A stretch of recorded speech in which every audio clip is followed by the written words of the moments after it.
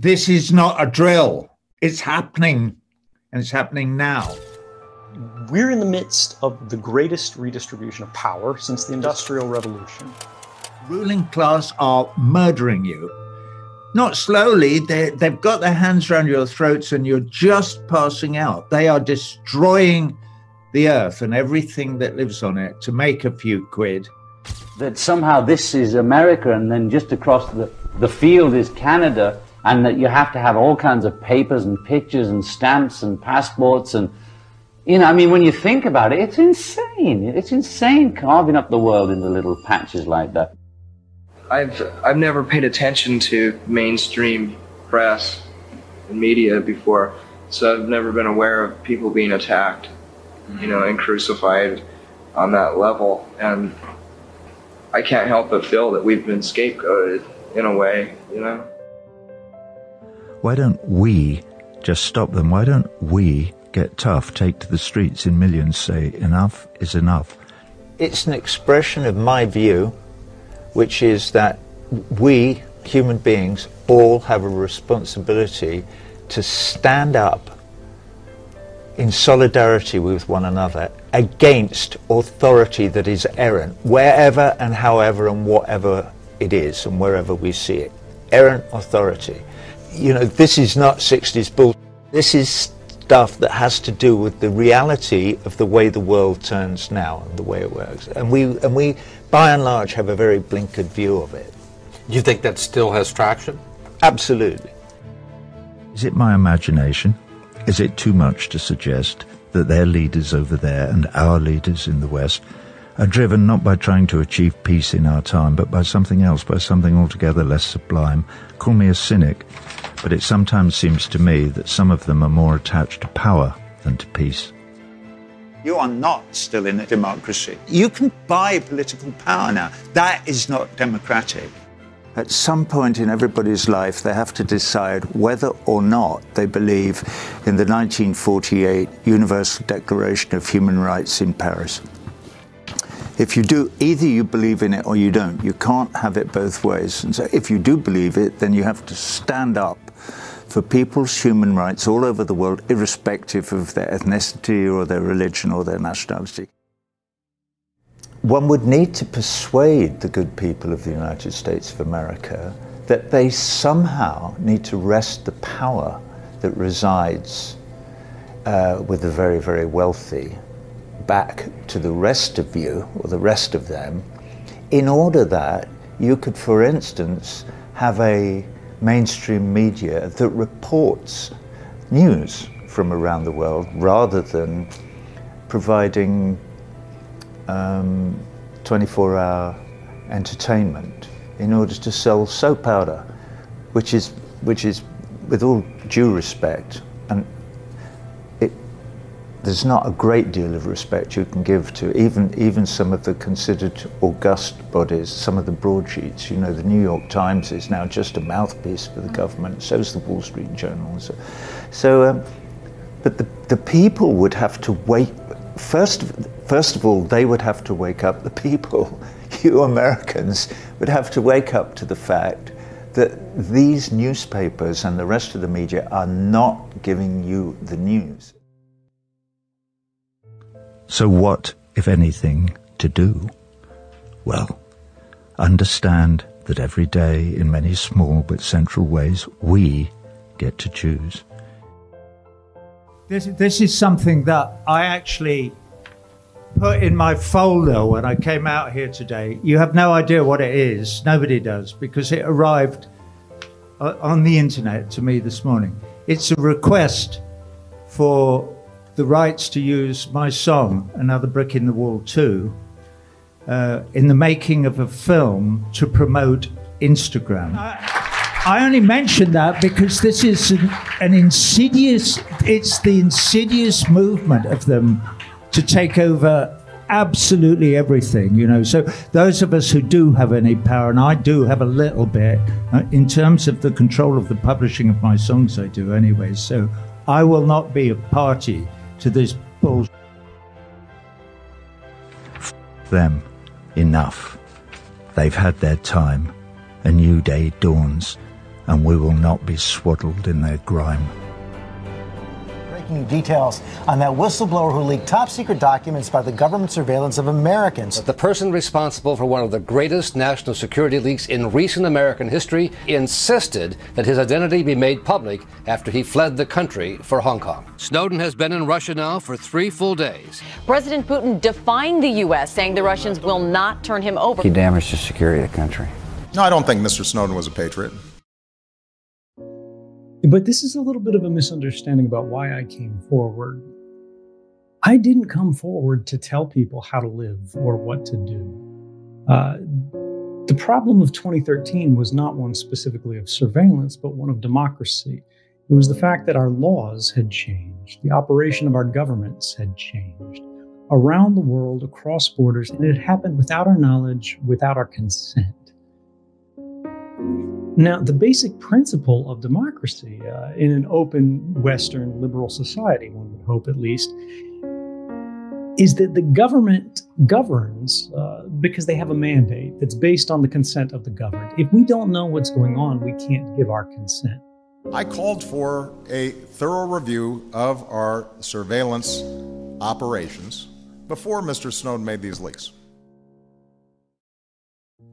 We're in the midst of the greatest redistribution of power since the Industrial Revolution. And this is happening because technology has provided a new capability that reaches everyone in every place. It has no regard for borders.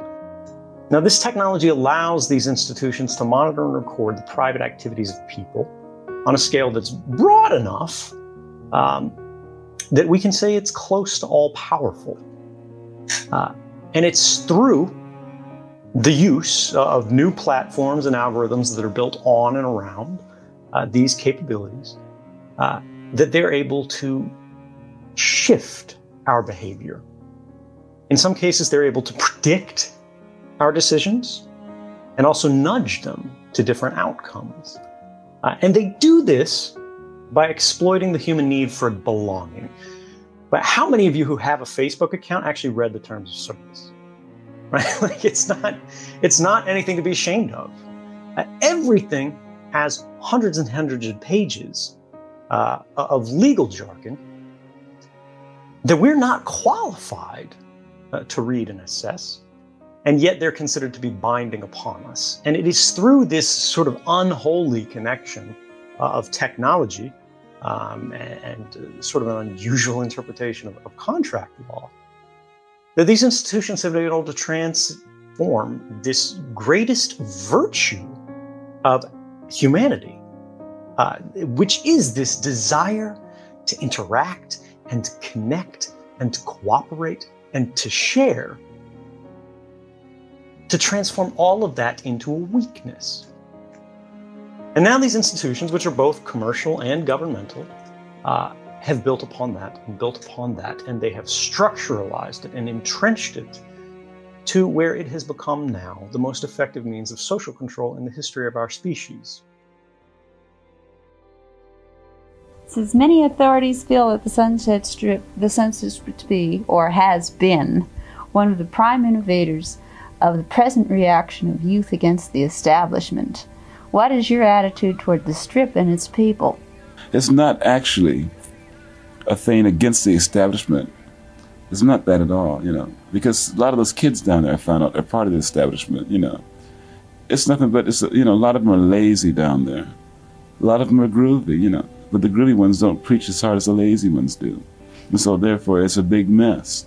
But cleaning it up, running kids away from that is not going to help anything, Because police, the more you send police anywhere, the more trouble you're going to have. Because some people haven't reached the point of thinking, as it were, retaliation is not the right, move, especially in aggression.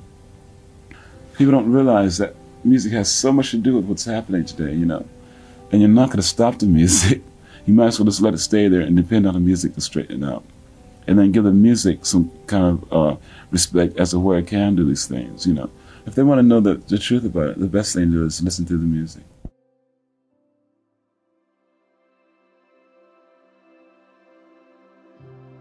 Even some color people look at my music and say, is that white or black? I said, what do you want to, what are you trying to dissect that for? Try to go by the feeling of it. All those are things that we have to wipe away from the face of the earth before it can live in harmony. Do you realize they have a laser beam that you can put in satellites that'll circle the world and it'll stop from any rockets in the whole world being let off and anywhere in the world? But no, they don't want to hear about these new ideas. They want to hear about the old ones, like spend up all this money and get a big missile system, They also say that of all the money, if they took the money that they spent on defense for 2 years and put it in medical research, that they could cure every possible known disease to man. Well, how come they don't do those things? They choke their own selves. They get so greedy with money that they don't want to give it up, Yeah. That's silly. That's just nothing but a drug just like anything else. Matter of fact, it's one of the worst drugs. They're so block-minded. That's all part of the evolution. See, evolution of the man is changing the brain. So quite naturally you're going to have hang-ups here and there of thought, But still, the whole past is going towards a higher way of thinking, towards a clearer way of thinking. But there are still some hardheads, just like you're talking about, that think this way because they don't give their cells a chance to develop in the brain or let the souls develop or the emotions,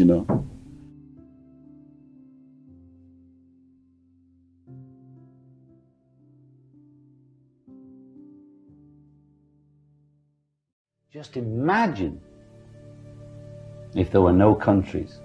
Not no places where we each had our little spot. But imagine there was a time, when you didn't have to have a passport to go from country to country.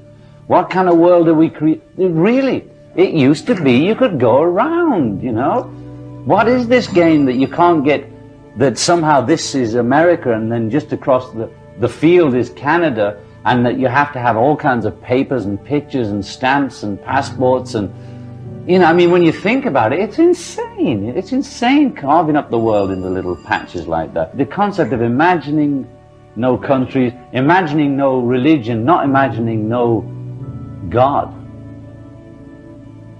Although you're entitled to do that too. Imagining no denominations. Imagining that we revere Jesus Christ, Mohammed, Krishna, Milarepa, equally. We don't have to worship either one, that we don't have to, but imagine there's no Catholic Protestant, no Jew Christian, that we allow it all, freedom of religion for real, for real. Just imagine it. Would it be so terrible? We have to project a positive future. I think that's what Christ and Mohammed and those people were saying in their way, in their time, but for their society. I would say the people have the power. I don't mean power of the gun. They have the power to make and create the society they want. We all created this together. It wasn't a few kings or a few generals. We might have invested the power in a Napoleon, or the Germans might have been hypnotized by Hitler. Does that make the Germans different from the rest of the human race? No way. It could have happened anywhere. It just happened there at that moment in time. Okay? And also, the world, we do breathe in and we breathe out. So you go to the left, you go to the right. It's in the long term, it's meaningless. Even since I was a conscious of politics, it was the right in the 50s, the left in the 60s, and sort of nothing in the 70s, and it's going to the right. If everybody's going to panic and just react to an illusionary right wing that's going to kill everybody, well, that's what you're going to get. I believe that it doesn't have to be like that just because the guy has a right wing or supposedly has a different political view than other people. Now, personally, I've never voted in my life. How do you like that? Now, there's a Beatles book that was handed out on the 1964 tour, a book of photographs, and on the top of it, it shows this young John Lennon in his usual big mouth way saying, "No phony politician's ever going to get through to me." Well, I take the phony politician out because I don't think all politicians are phony. I won't categorize even politicians now because I've learned a lot since I was 23. But I don't think politics is the only answer. I think this idea that we elect these leaders and then expect them to do miracles for us. Now, Kennedy is a big dream for everybody because he didn't live to fulfill or let us down. And it's not to negate what Kennedy was and what he means to people, But the reality is, had he lived, how do you know how well he would have done at the time, right? Or how the war would have gone and how everything would have gone. So investing leaders with supernatural powers, whether they be pop stars, politicians, or movie stars, or football heroes, it don't work. It just doesn't work. Because we put them up on the pedestal and immediately we want to knock them off. It is too much invested in one man, one group. And I don't believe in that. I don't believe the media are separate from society. I don't believe politicians are separate from society. I don't believe pop stars, football players, and movie stars are separate from society. It's just that we've developed this thing for whatever reason that we think they are, that each, we're broken up into these fragmented pieces, countries, sexes, races. It's a joke. It's as Neanderthal as the political system.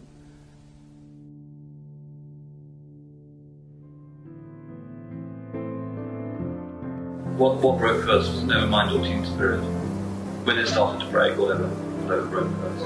I don't know, because we were on tour in Europe, and it didn't affect me until, probably 3 months after we'd already been famous in America. Was there one moment when you suddenly walked into it or suddenly realized? Yeah, when I got home, a friend of mine made a compilation of all the news stories about our band that was played on MTV and on the local news programs and stuff. It was frightening. It just scared me.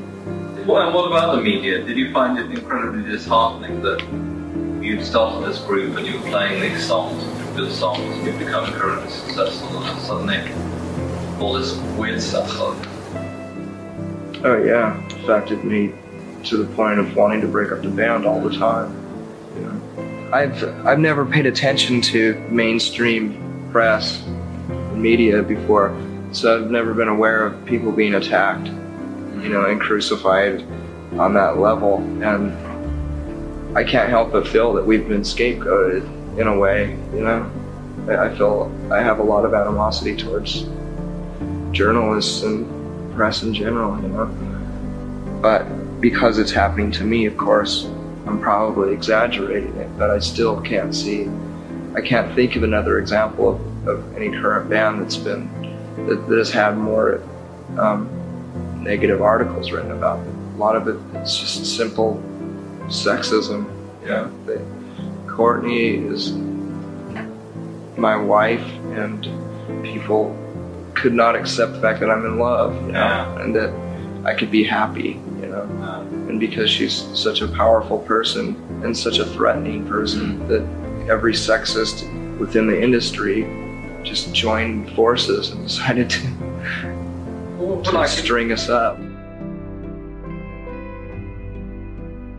I'm not going to let a rock band or a handful of evil journalists to dictate my fucking life.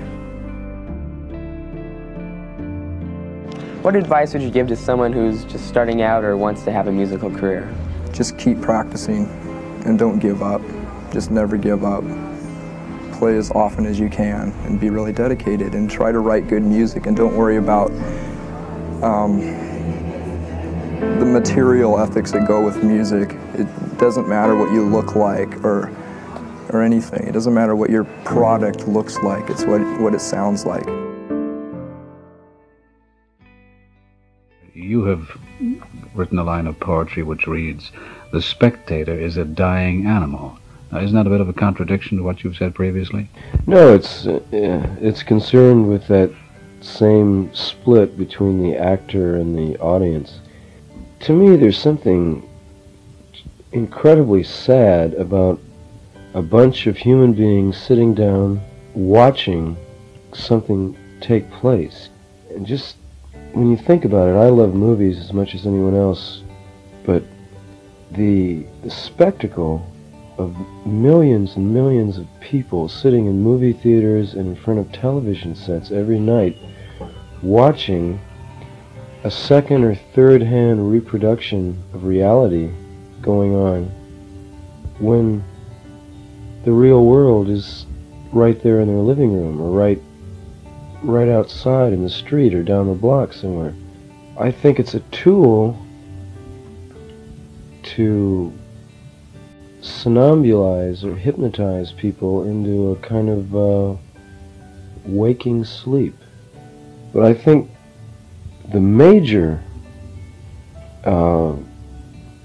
influence in the next decade or so is going to be the people who are able to assemble masses, huge masses of people into one spot, as we've witnessed in pop festivals in the last 2 or 3 years. I think will be the major influences on mass culture in the next decade. I think the rock music enthusiasts have created probably some of the most exciting music and theatrical events on the planet. I think they're fantastic.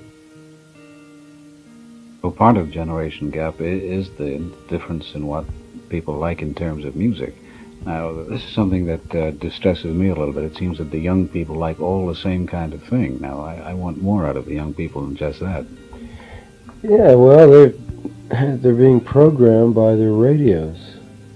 They only play, the major radio stations, rock stations, only play 30 songs over and over and over, 24 hours a day. And it's been proven what you hear the most is what you like the most. So there's really no choice involved. Someone is programming it. So we are the victims of media. What everyone should say is the medium is the message, and the message is me. I mean, that's the answer, is for everyone to, you're asking for an answer. The answer is for everyone to stand up and say, I'm me, and be fully aware of that fact and let everyone else know it. Yeah. That you are yourself, and express it.